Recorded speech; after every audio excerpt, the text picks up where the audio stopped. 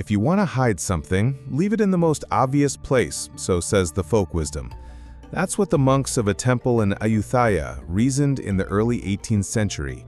Today, this is the territory of the Kingdom of Thailand.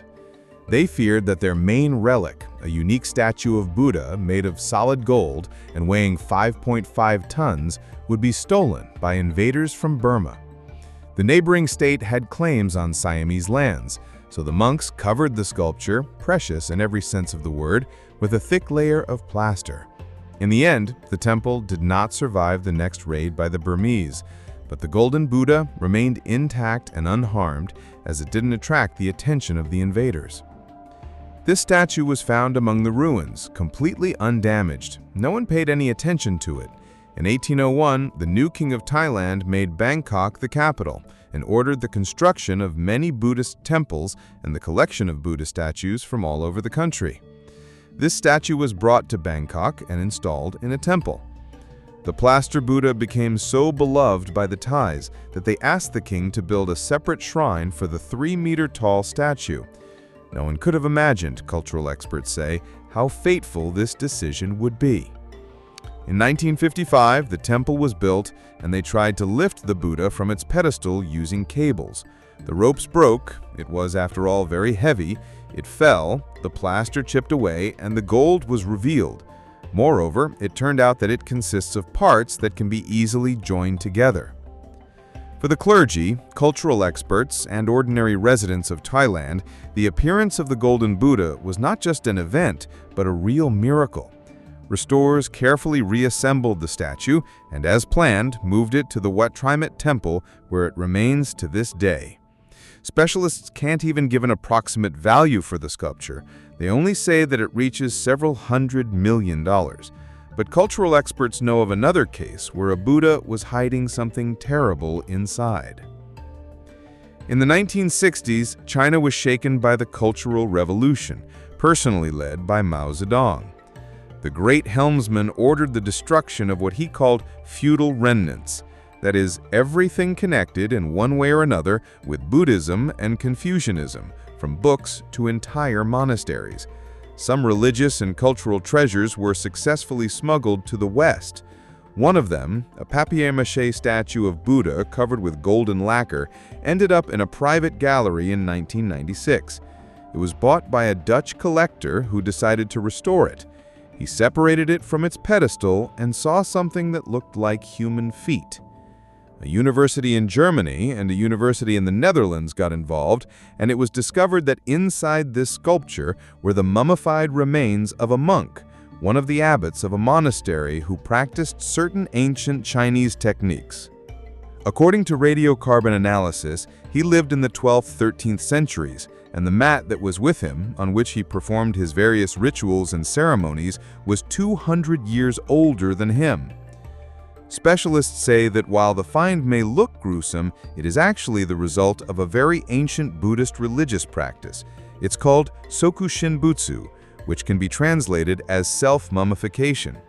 This is a voluntary procedure during which a monk would give up food and add the sap of a poisonous tree to his daily diet, essentially embalming himself from the inside. Then the ascetic was placed in a crevice in a rock or a pre-dug grave. He would assume the lotus position, and after 1,000 days, his mummy would be retrieved and covered with lacquer. However, the Chinese devotee was honored with greater distinctions. His remains were placed inside the Buddha statue. The practice of self-mummification, of followers of Buddhism and Confucianism turning into statues, is quite common, and so in this specific case, there is nothing surprising, except for the fact that for almost 1,000 years, no one knew there was a person inside this statue. But what Mexican restorers found in 2014 inside a 300-year-old wooden statue of the humility of Christ amazed even the most seasoned specialists. Before starting their work, they sent the relic for X-ray to assess the condition of the wood and discovered real human teeth. As we know, a person normally has 32 teeth, but they found 8 teeth on the Mexican Jesus, and they weren't ordinary. They were human, even though the statue itself is wooden. It was later discovered that for the 18th and 17th centuries, when teeth were, and still are, an expensive luxury, many parishioners considered it an honor to donate a part of their body as a sacrifice. Some experts believe the teeth were, so to speak, implanted into the statue by the sculptor himself to literally leave a piece of himself in his own creation. Residents of Boston did something similar in the early 20th century when they decided to decorate the facade of the local state house with golden sculptures of a lion and a unicorn. According to urban legend, a time capsule, a message to posterity, was hidden inside the head of one of the statues. A few years ago, when it came time to restore the sculpture, specialists asked officials for permission to perform a planned trepanation on the lion. Having received the officials' permission, they sawed off its head. Indeed, they discovered a small box containing a book published in 1896 about foreign policy of the United States, a newspaper, and several photographs. In other words, it was a kind of message to future generations. The statue of the King of Beasts was then restored. The seam from the intervention was very skillfully sealed. No one would ever guess now that the lion has an empty head. But as for how to restore the statue of Juliet in Verona, Italy, specialists have no idea. It is believed that if you rub the statue near its heart, you will find happiness and love. Lonely tourists so fervently rub the young Shakespearean beauty that a hole has formed in her chest. And that's not a metaphor. The residents of Verona are sounding the alarm. In 2 months, 340,000 people have touched it, and a hole has formed in the right breast. Under public pressure, the authorities began to consider what to do. Should they put up a small fence, making it inaccessible to tourists? But that could reduce interest and the flow of tourists. And this is a copy of the sculpture. The previous Juliet was rubbed in the same way until holes appeared. The house, in whose courtyard the bronze beauty languishes, belonged to the Dal Capello family.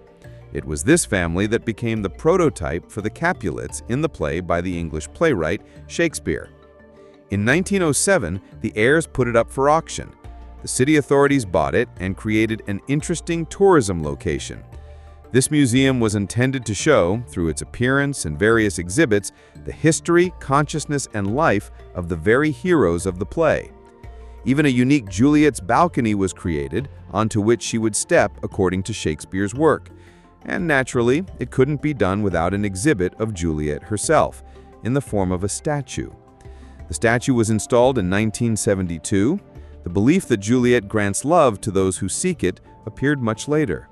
Nevertheless, in 2014, the statue's chest started to crack, but tourists found a use for the cracks too. They didn't lose their heads and started putting love letters in there with all sorts of very personal stories, and they would hide little keys from locks in there. This is a belief that exists all over the world, I think. A lock with the lovers' names is attached somewhere and locked with a key, and they would place these keys into the cracked Juliet in the hope that their love would be eternal. But it seems only the headache for Verona's restorers will be eternal. They removed hundreds of keys and love letters from the statue, sealed the cracks, and hid the repaired Juliet in a museum. In its place, they installed an exact bronze copy. But an unenviable fate awaited this sculpture as well. It is still being mobbed by crowds of tourists, and most likely a new copy will soon appear in place of the latest worn-out Juliet, but for it, just like for the play's heroine, a sad ending awaits.